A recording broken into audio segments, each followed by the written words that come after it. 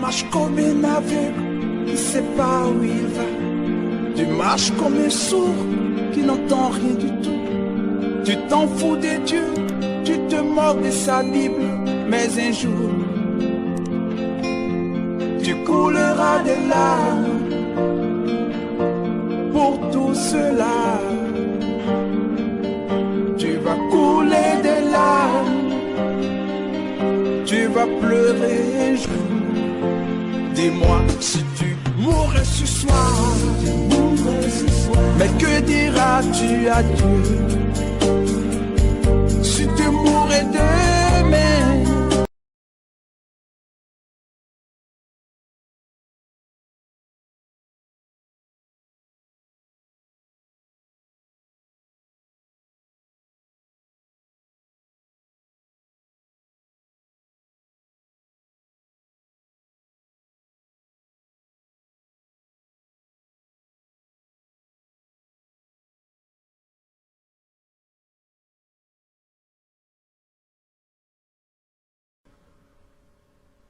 et que chacun qui est chrétien devrait maintenant affûter son épée pour se préparer au combat. Parce que peut-être que pendant tu attendras que non, mais le combat va concerner toute l'église et peut-être ça commencera par toi-même seulement.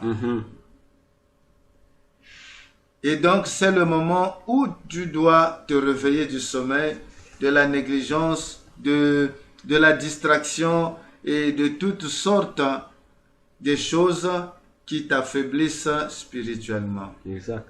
Le diable, lui, il ne dort pas.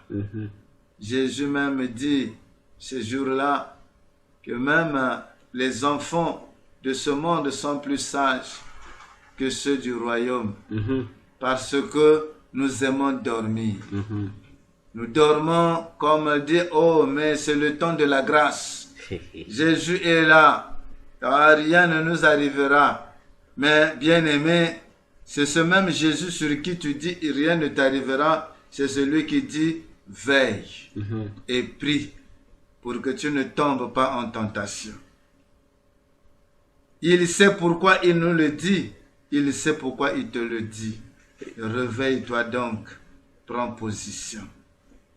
Prends position. Alors, si tu as des questions que tu peux te poser ou encore vouloir poser, c'est mieux de les poser que de te les poser toi-même parce que tu risqueras de donner une réponse qui n'aura rien à voir avec ce que le Seigneur dit. C'est mieux de poser aux réseaux sociaux, t'adresser, dire « Ah, mais moi j'ai telle difficulté, moi j'ai telle question, moi j'ai telle préoccupation. » Qu'est-ce qui se passera? Alors, dans ce mois de novembre, comme vient de le dire le docteur, le diable a commencé son travail depuis très longtemps. Voyez-vous, depuis le début de cette année, on était rentré dans cette étude. C'est vrai qu'il y a certaines études où je n'ai pas participé par faute de temps. Mais nous sommes rentrés et vous avez tout dans les réseaux sociaux pour que vous puissiez aller puiser et vous ressourcer pour que ça fasse en vous, qu'est-ce que j'allais dire, beaucoup de précautions, beaucoup de stratégies pour pouvoir contrecarrer les plans de l'ennemi dans ta vie, dans ta maison, dans ta famille et pourquoi pas dans ton église. Tu peux toi seul combattre pour sauver l'église. Amen. Toi seul qui as reçu cette révélation, les autres peut-être vont douter, mais si tu te mets en prière, Dieu peut faire quelque chose. Ne te néglige pas. Ne pense pas parce que tu n'es pas responsable dans ton église que tu ne peux rien faire. Ce n'est pas toi qui fais, Amen. mais quand tu pries, Dieu lui-même fera. Rentre dans la prière. Pose des questions pour que tu sois de plus en plus éclairé. Parce que celui qui enseigne n'a toujours pas la facilité et la possibilité d'atteindre tous les points. Oui. Mais c'est vous qui écoutez, mais ici il n'a pas parlé, mais ça veut dire quoi? Si j'arrive à tel point, qu'est-ce que je dois faire? Et après, il pourra éclaircir. Exact. Posons toujours des questions. Le Congolais, sinon le chrétien, ne pose pas la question à qui il faut poser la question. Mais il va poser sa question à l'homme de la rue qui n'a rien à voir avec ta foi. Mais qu'est-ce qu'il va te dire? Dans quel chemin pourra-t-il te conduire? Pose la question à la personne convenable et tu trouveras la réponse convenable qui te maintiendra dans la foi et aux côtés de Jésus-Christ. Nous sommes donc arrivés à la fin pour ce programme de ce mois de novembre. Mais ce n'est pas encore fini. Parce que je sais que tu as des questions. Parce que je sais que quelque part, tu as eu des rêves que tu ne comprends pas. Tu as eu peut-être aussi des révélations, des visions que tu ne comprends pas. Pose la question. Sûrement que le Seigneur t'éclairera au travers de son ministre. Moi-même, je n'ai pas de questions ici. Ça va venir. Oui. Je n'ai pas Lorsque de vous allez questions réécouter, ça va revenir, ça va venir. Comme on le dit, au fur et à mesure qu'on médite, il y a des questions qui viennent. Oui.